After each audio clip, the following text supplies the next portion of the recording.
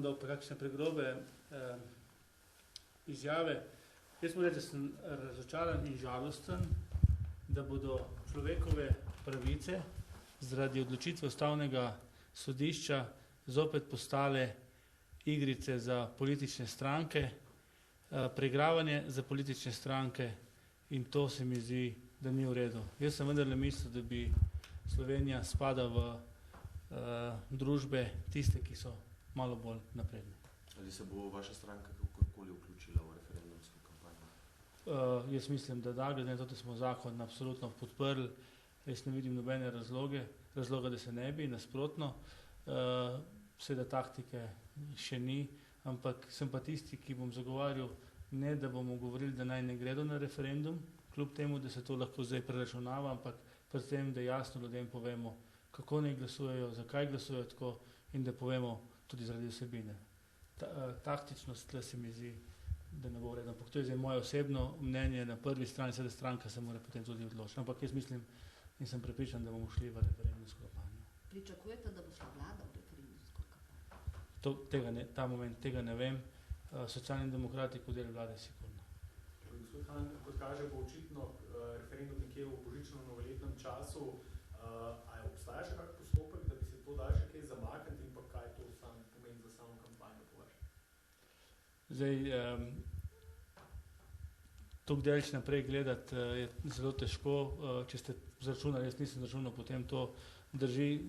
Božični prazniki, vemo, kakšni so prazniki, ne, seveda je to zopet na mlin ali pa na mlin tistih, ki zagovarjajo, bomo rekel, tradicionalno družino. Tako da, ampak o tem kasneje, ko bo rekel, in termini znani, datumi znani in tudi kdo se bo vključil v kampanjo.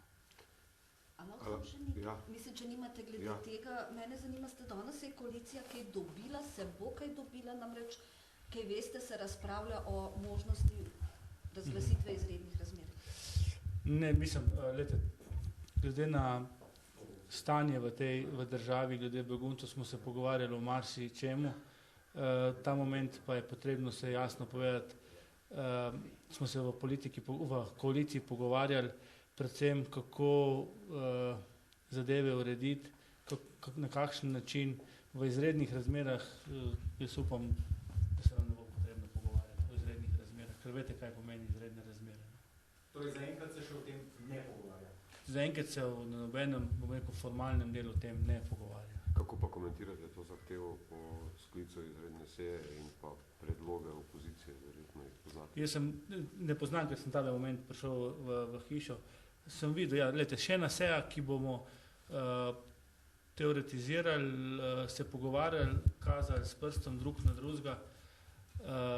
Problemi so pa v Brežicah, problemi so v Šentilju, problemi so vse posod in ta moment ni čas za politična preigravanja, zdaj bi mogla pa res politika skupaj stopiti in narediti nekaj koristnega, ne pa se kregati v državnem zboru. Daj, kaj kdo kje rekel. Kaj pa sploh lahko naredi še razni?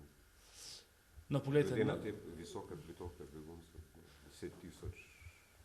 Glejte, seveda vojska in policija morajo, bom rekel, predvsem sodelovati skupaj, sodelovati zato, da se ne beguncem ne stori kaj hudega, da se ne stori, bom rekel, sami policije ali vojski kaj hudega, da se našim prostovoljcem kaj ne naredi, ker pri tej masi ljudi, veste, kaj se dogaja, in da seveda, da tudi se ne naredi ljudem, ki živijo v teh krajih.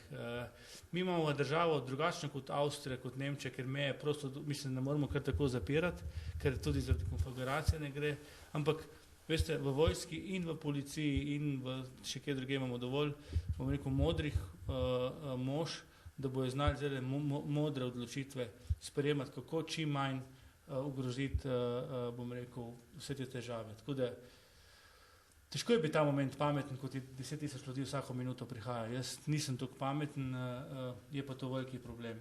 Kaj bo nedelja pa nesla ta sestanek na evropski ravni, ne vem, ampak mene je strah, da Evropa že več kot 2 leti vidi, kaj se dogaja, ampak mislim, da je tle prišlo do resnih velikih problemov, ko je tudi nevarnost za, bom rekel, širokih balkanskih težav. Mi pa vemo, kaj je bilo pred 20 letom na Balkanu. Ne.